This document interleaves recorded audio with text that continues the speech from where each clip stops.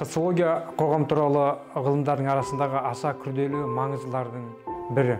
Оның тарихы, пайда болуы антик дәуірінде басталып, орта ғасырлар жалғасып, әлі күнге шейін теориялық концепттер, тұжырымдамалар туындап келе жатыр.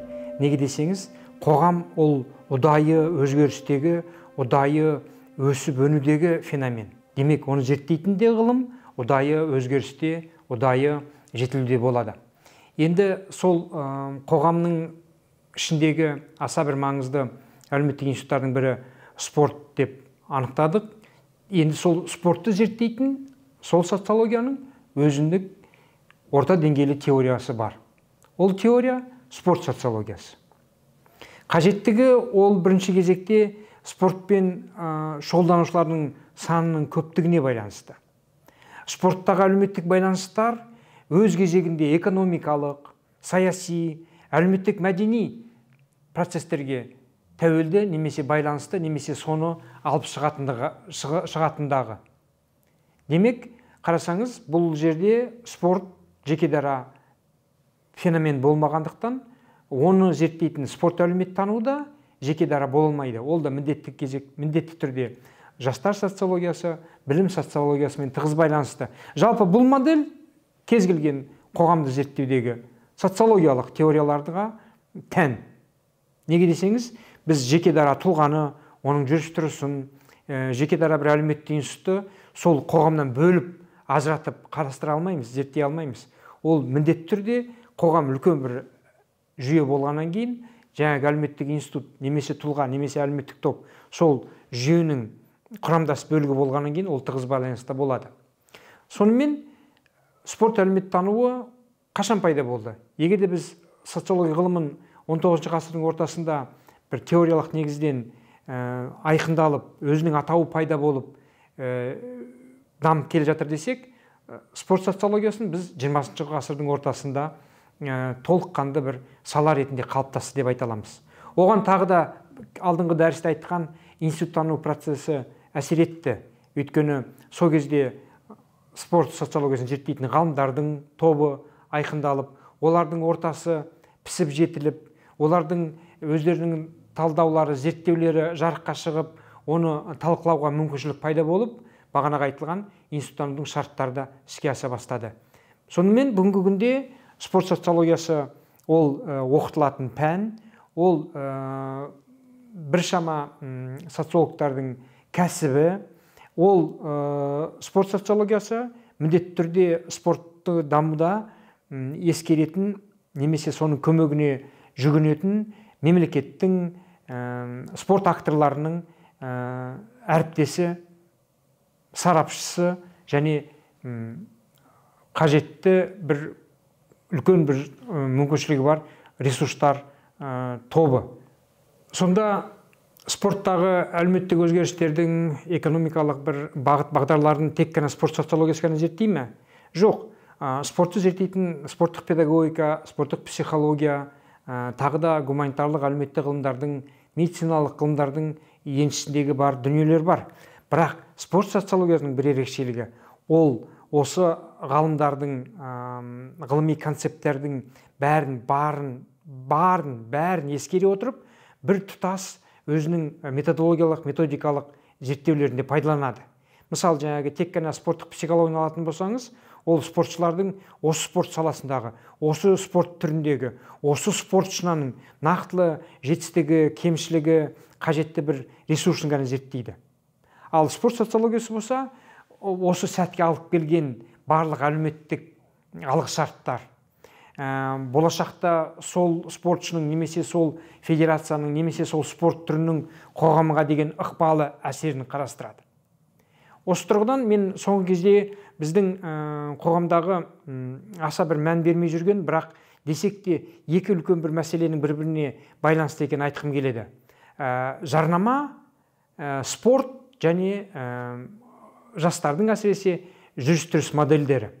Біздің зерттеуіміздегі кейбір сарапшылардың айтуынша, букмекерлік конторалардың немесе басқа да бір агенттіктердің, мекемелердің жарнамасын бұқаралық ақпарат құралдары арқылы доғару керек. Ол дегеніңіз бүгінгі күндегі біз жастар арасындағы көбінесе біз тез баюдың, әп-сәтте байлыққа кенелудің моделін дәріптейтін жолға түсіп кеттік. Ал спорт және осындай адамды қоздыратын, оның бір ашкөздігін ашатын, немесе оны бір теріс жолға бағыттайтын амалдар спорттың еншісінде болмау керек. Егер де сіз спорттық шараға сол тотализатор, немесе казино, немесе букмекерлік контораның логотипін қойып, оны насихаттап жатсаңыз, сіз бір қолыңызбен білім беріп, немесе тәрбие беріп, екінші қолыңызбен сол берген біліміңізді, тәрбиеңізді жоққа шығарып жатырсыз. Соңғы зерттеулер жастар арасындағы осылай ойынға берілу, лудомания, тағы басқа, соның нәтижесінде кредит алу, өзіне қол жұмсау, отбасынан безу, жұмыс тастау дегеніміз бір оңай табыстың көзі бар, оңай ақшаға кенелудің жолы бар. Және де ол осы тотализатор, казино немесе букмекерлік конторалардың мүмкіншілігінде спорт арқылы іске асып жатыр. Қарасаңыздар, біз ақылға сыймайтын екі дүниені бір жерге тоғыстырып, өзіміздің басымыз өзіміз қатырып отырмыз. Сондықтан мен соңғы кездегі бірнеше сарапшының айтқан пікіріне қосылам. Жаңағы бұқаралық ақпарат құралдарында бұндай жарнама болмау керек. Спорт онсыз да дамиды. Ал бизнестің осындай бір арам пиғыл деп айтпаймыз, бірақ десек те бизнестің өз заңдылығының негізінде жүгінген үрдістер, процестер кері әсерін тигізетін сөзсіз. Міне осы мәселе, қарасаңыз, экономикалық, бизнестің даму шарттары, тұлғаның жүріс-тұрысы, спорт мәселесі кешенді түрде спорт социологиясы ғана зерттейді. Егер таза бұны юристтерге салсаңыз, құқықтанушыларға салсаңыз, экономистерге салсаңыз, олар тек қана өзінің саласын айқындап, ары қарай не істеу керегін айта алмауы мүмкін. Ал осы мәселені социологтар зерттеп, спорт социологтар зерттеп, сізге жаңағы қай шара артық, оның орнын немен алмастыруға болады, нәтижесінде біз қандай бір межеге жететімізді айта алады. Бұл енді бір қарапайым мысал, бірақ соңғы кездегі спорт социологиясындағы көптеген нақтылы бір зерттеулердің тәжірибесіне сүйетін болсақ, ол нақтылы бір спорт түріндегі, мысалы баскетболдағы, футболдағы биг дата үлкен бір қорларына сүйене отырып, ойынның барысын, ойынның нәтижесін анықтауға бағытталған зерттеулеріміз айтуға болады. Соңғы жылдардағы спорт социологиясындағы елеулі бір зерттеулердің мысалын келтіретін болсақ, ол Пол Ронтаның 2000 жылдан бастап 2018 жылға дейін ұзақ қашықтыққа жүгірген жүгірушілердің 5 миллионға жуық нәтижесін талдаған. Оның жасаған қорытындысы бірінші кезекте жылдан жылға жүгірушілер саны өсіп келе жатыр. Демек, мысалы 21 километр, 42 километр марафон мен жартылай марафонға жүгіру қала береді, ол әлі де болса да ел арасында танымал, бірақ жылдан жылға 100, одан да ұзақ қашықтыққа жүгірушілердің саны көбеюде. Екінші анықтағаны, негізгі жүгірушілердің саны сол Европа мен Солтүстік Америка елдерінің азаматтарына тиесілі. Үшінші анықтағаны, өте бір қызық жағдай, ол неғұрлым ұзақ қашықтыққа жүгірген сайын әйелдердің көрсеткіші, орта көрсеткіші, еркектердің орта көрсеткішіне жақындай береді. Демек, мысалы 150 километрға жүгіретін еркектер мен әйелдердің арасында үздік жетістік еркектерге тиесілі болса, ал 200 одан жоғарғы қашықтыққа жүгіру барысында әйелдердің көрсеткіштері жоғарылай береді екен. Біз осы зерттеуді өзіміздің бір магистрлық диссертация зерттеуіне арқау қылып алып, бүгінгі күндегі Қазақстандағы марафоншылардың жыныстық және жас ерекшеліктеріне байланысты биг дейта қорын пайдаланып көрдік. Нәтижесінде Алматы марафон мен Астана марафонның 2015 жылдан бастап 42 километрге жүгірген желаяқтардың нәтижесін талдадық. Біздің талдауымыз 3,5 мың қатысушыларға байланысты болды. Әрине ол Пол Ронтаның зерттеуіндей сонша көлемді емес, бірақ десек те бүгінгі күнде біз нақтылы Алматы марафон мен Астана марафонның қатысушыларының орташа бір портретін айқындадық. Ол дегеніміз, осы айтылған марафондарға негізгі қатысушылар ол 30 бен 39 арасындағы ер азаматтар. Әйелдердің арасында ең көп қатысатында осы 30-39 арасындағылар болып анықталды. Ең аз қатысатындар 55 және одан жоғарғылар, ал енді 70-тен асқан қатысушылар бүгінгі Қазақстанда мүлдем жоқ. Ал шетелдік тәжірибеге алсаңыздар, осындай 42 километрлік қашықтыққа және одан да ұзақ қашықтыққа жүгіретін желаяқтар көп. Бұл енді спорт социологиясындағы нақтылы бір деректер қоры арқылы зерттеу жасап, сол арқылы спорттың нақтылы осы жүгірудің даму бағытын айқындауға арналған мысал. Бірақ спорт социологиясы тек қана бұнымен шектелмейді. Мен алғашқыда айтқанымдай, спорт социологиясы ол спорт әлеуметтік байланыстар, акторлардың бір-бірімен қарым-қатынасы, ерекшелігі және де мүмкіншіліктері. Осы тұрғыдан біздің қазақстандық спорт және оны спорт социологиясымен талдау амалдары қандай деген сұраққа жауап іздейтін болсақ, бүгінгі күнде ол әзірше бір шамалы.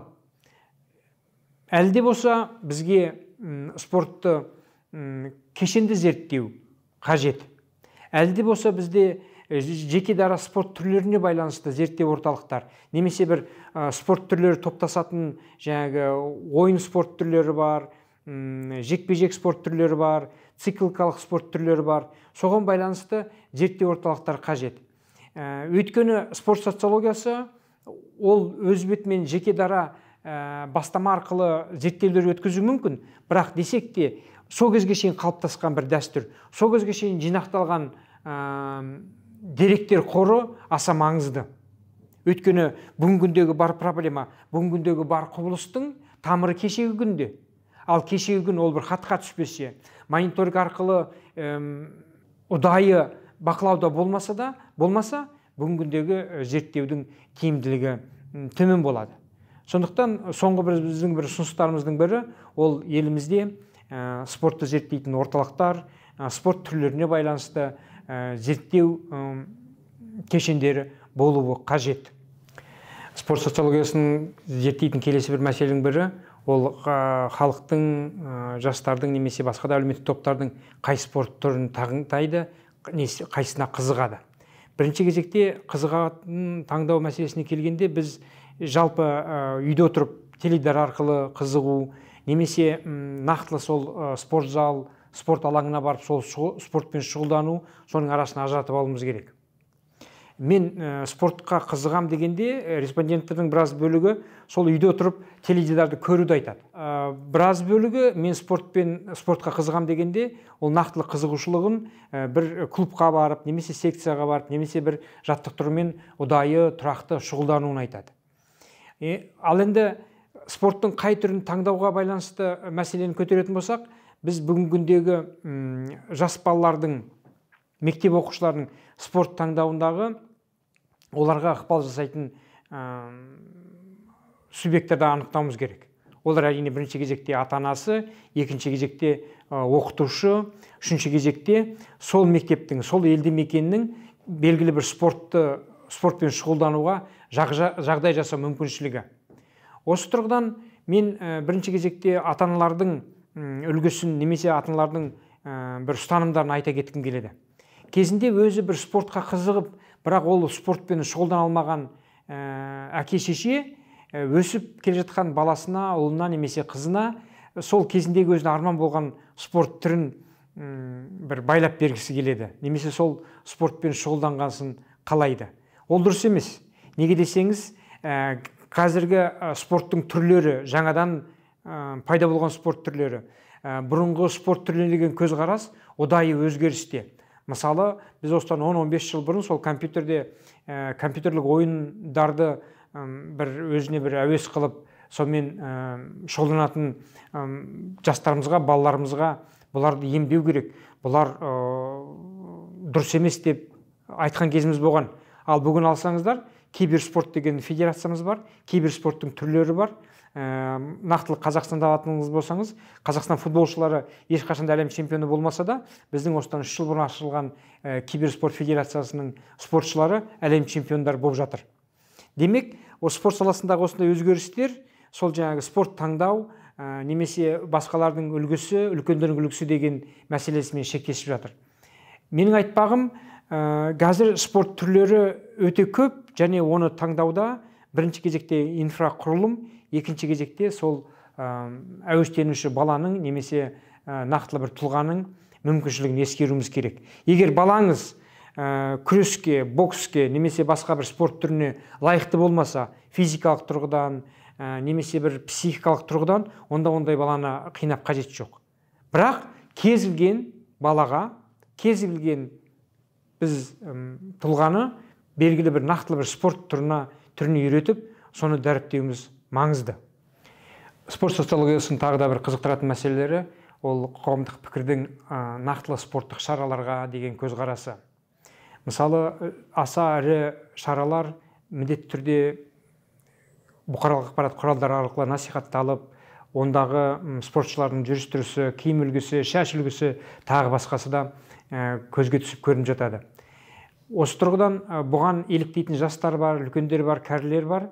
Соңғы біздің бір зерттеуімізде кейбір респонденттарымыз сол спортшылары жас ұрпаққа ерекше бір үлгі болатындықтан, олардың шаш қою үлгісі, денесіндегі белгілер, тағы да басқа киім үлгілерде бір шектеуге лайық дегенді айтып жатыр.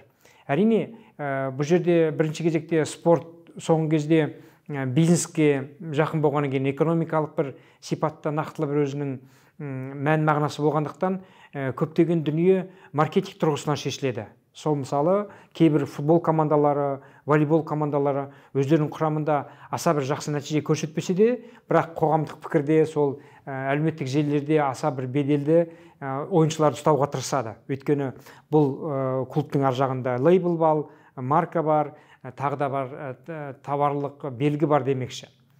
Сонда да біз спорт социологиясындағы бір анықтайтын бір жайттардың бірі, қаншалықты қоғамдық пікір осы жақсы үлгі мен кері үлгіні ажырата алады.